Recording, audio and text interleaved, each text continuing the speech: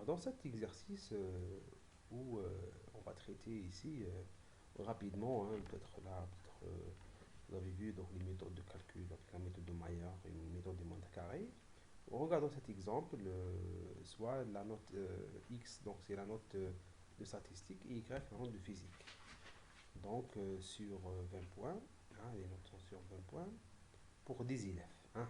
Voilà, nous avons le nombre d'élèves, ça veut dire là, le nombre d'effectifs est égal à 10. Voici les deux variables x et y. D'accord. Présenter le nuage de points, ça on le connaît, d'accord. Construire à droite des données par la méthode de Maillard. L'équation n'est pas obligatoire, donc il faut diviser donc, ce qu'on appelle le nuage de points suivant x, d'accord, suivant x, classement suivant x, puis vous divisez le nuage en deux parties égales, 1, 5, 5, vous déterminez G1, G2, vous reliez les deux points, d'accord, et c'est ça l'équation de la droite. Donnez la droite des moindres carrés de x, de y en x, et puis de la droite x en y, d'accord, là on va déterminer deux équations. Donc, là, il faut utiliser ce que nous avons déjà vu, hein, détermination de la moyenne, l'écart type, la variance de x, la variance de y, la covariance, puis détermination de a et a', cov sur la variance. Puis, tracer les deux droites x et y sur le même graphique que la droite de Maillard. Ça veut dire de ce qu'on appelle de la méthode moindre carré. Calcule le coefficient de corrélation linéaire, hein, qui est égal la de covariance sur sigma x, sigma y. Et puis exprimer le coefficient de corrélation en fonction des valeurs a et a'. D'accord, des deux droites par la méthode du moindre carré. Voilà, et donc essayer de répondre à cet exercice. Voici donc le tableau, donc si vous pouvez l'utiliser. Hein. Alors, on va regarder rapidement le résultat ici. Alors, premièrement, comme on vient de le dire, il faut déterminer G1 et G2 pour tracer la droite de Maillard. Puis, pour déterminer donc l'équation de x en y et y en x, voici les données, d'accord. Vous avez besoin de la somme des deux colonnes afin de calculer x bar et y bar. Vous avez de x carré, y carré afin de calculer les deux variances. Et vous avez de x, y fois y afin de déterminer la covariance. Donc là, donc la moyenne de x est égale à 10,1. Donc vous avez 101 sur 10. D'accord, ça donne 10,1. 90 sur 10, ça donne 9. Puis la moyenne carré, elle est là. Hein. Puis la variance de x et la variance de y, la variance de x donc est égale à ça sur 10, donc c'est 125 moins ça va donner 23,09.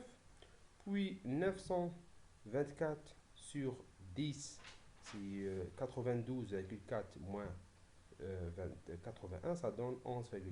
Donc nous avons déterminé 2. Alors maintenant, sigma est égal à quoi? C'est la racine de 23 et la racine de 11.